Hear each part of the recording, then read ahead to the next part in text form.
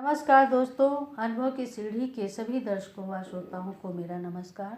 दोस्तों, पुस्तक चर्चा के रूप में आज हम बात करने जा रहे हैं एक काव्य कृति मूर्तियों के जंगल में, और इस कृति के रचनाकार हैं सुभाष राय जी।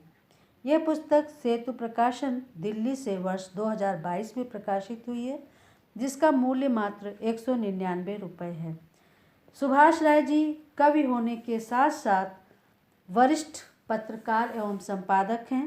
वर्तमान में आप लखनऊ से प्रकाशित दैनिक समाचार पत्र जन संदेश टाइम्स के संपादक हैं। दोस्तों, मैं इस पुस्तक की चर्चा के रूप में दिल्ली के वरिष्ठ रचनाकार डॉक्टर भारतेंद्र मिश्र जी की समीक्षा के माध्यम से रखना चाहती हूँ आपके सामने। इस समीक्षा का शीर्षक भारतेंद्र मिश्र जी ने लिखा है, राख में लिपटी आँच वाली कविताएं। आज हम सभी मानकों का खंडन और विखंडन देख रहे हैं। ये कृत्रिम उल्लास और त्रासदी के टकराव का समय है। जो भी प्रतिमान गढ़ा जाता है वह शीघ्र ही खंडित हो जाता है। इसके बावजूद मनुष्यता जीवंत है। हम अपने अस्तित्व की आग को बचाने के प्रति सजग हैं। गत दिनों लखनऊ यात्रा में अग्रज सुभाष राय जी से मुलाकात का सुयोग बना। उन्होंने स्नेहपूर्वक अपनी कविता पुस्तक मूर्तियों के जंगल में मुझे भेंट की। खास बात यह है कि ये कविताएं मुझे बहुत अपनी सी आत्मीय लगीं। असल में वरिष्ठ पत्रकार सुभाष राय की ये कविताएं हमारे समय की विसंगतियों का वास्तविक चेहरा प्रस्तुत करती हैं। इनमें समावेशी विचारों की चिंगारी के साथ सृजन की आग भी सुलग रही है। ये राख में लिपटी आँच वाली कविताएं हैं। इनमें अनुभव की अनेक भंगिमाएं हैं। इन कविताओं में से अधिकतर कविताएं आग, चिंगारी और राख के बिंबों से व्याप्त हैं। देखें, मृत्यु से बचे रहने के लिए एक चिंगारी जरूरी है।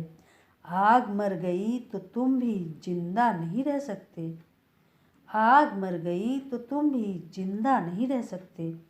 हमारे समाज में सनातन काल से अग्नि की रक्षा करने के लिए वैदिक सांस्कृतिक अनुष्ठान किए जाते रहे हैं। इस स्वाभिमान की आग को सुरक्षित रखना भी कवि को बहुत महत्वपूर्ण जान पड़ता है। किंतु आग को जेब में रखने के अपने खतरे भी हैं। जब से तीलियां आईं लोग जेब में रखने लगे आग। किसी का घर जलाने में इस्तेमाल हो सकती हैं तीलियां।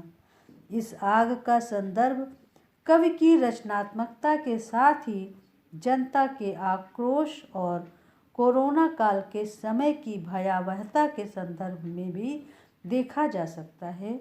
ये कविताएं आकार में बहुत बड़ी नहीं हैं।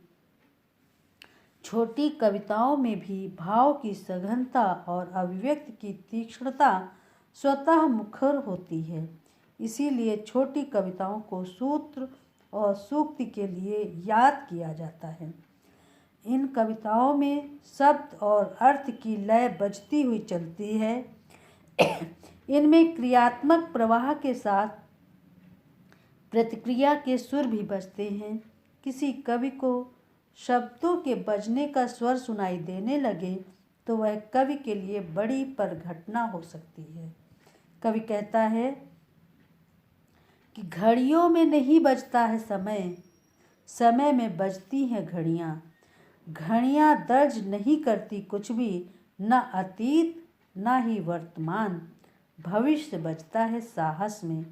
सत्य तो यही है कि गुलामी और चमचई से भविष्य का निर्माण नहीं हो सकता। असल में ये छोटी छोटी कविताएं हमारे जीवन के सितार की खंडित धुनों की तरह भी बजती हैं। घड़ियों की ताल पर ये कविताएं कोरोना महामारी के साथ ही विश्व युद्ध की विभीषिका में जलते मरते लोगों का भी साक्ष्य बनती हैं। इनका पाठ केवल दुख की विषादमयी संवेदना का पुनर्सृजन ही नहीं करता, अपितु जातीय उन्माद, धर्म धंधे और दंगों के वास्तविक सत्य को भी व्याख्यायित करता है। डर के वक्त ईश्वर भी काम नहीं आता। मूर्तियाँ तो पत्थर की हैं, काठ की हैं, जड़ हैं। इनके पूजक भक्त भी जड़मती होकर पाखंड को आगे बढ़ाते हैं।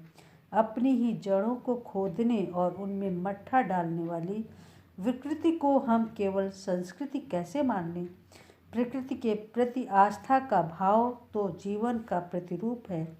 वह जीवंत है। जो भयावह त्रासदी में भी मनुष्य के काम न आए वह पाखंड है। जड़ता की प्रार्थना से कभी चकित ही नहीं बल्कि चिंतित भी है। शमशान और कब्रिस्तान सुन रहा हूँ, शमशान और कब्रिस्तान सुन रहा हूँ, टैंक सुन रहा हूँ, तोप सुन रहा हूँ, झूठ के घंटनाद सुन रहा हूँ, सहयोग के लिए आभार सुन रहा हूँ, मूर्तियों के जंगल में पत्थर की जय जयकार सुन रहा हूँ।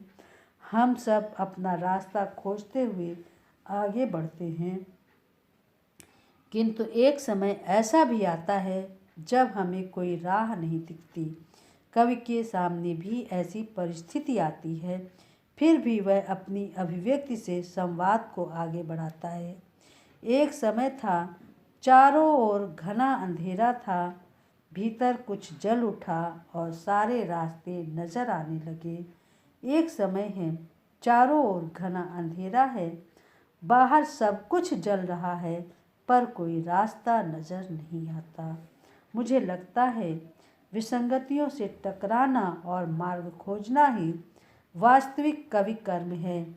अंततः अग्रज सुभाष राय की ये कविताएं अपने पाठ और ठाठ के शिल्प से ही नहीं बल्कि अपनी मार्मिक अभिव्यक्ति भंगिमा से भी हमारा ध्यान आकर्षित करती हैं।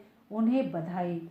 तो दोस्तों, आज का ये कार्यक्रम मुझे लगता है कि आपको अवश्य अच्छा लगा होगा और ये जो समीक्षा मैंने आपके सामने रखी वो समीक्षा भारती मिश्र जी द्वारा लिखी आपको पसंद आई होगी।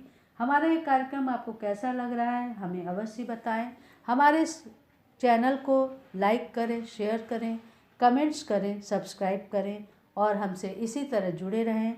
हम अगले सप्ताह एक नई पुस्तक के साथ फिर आपसे मिलेंगे और चलते चलते मैं सुभाष राय जो कि इस पुस्तक के रचनाकार हैं उनका नंबर आपको उपलब्ध कराती हूँ।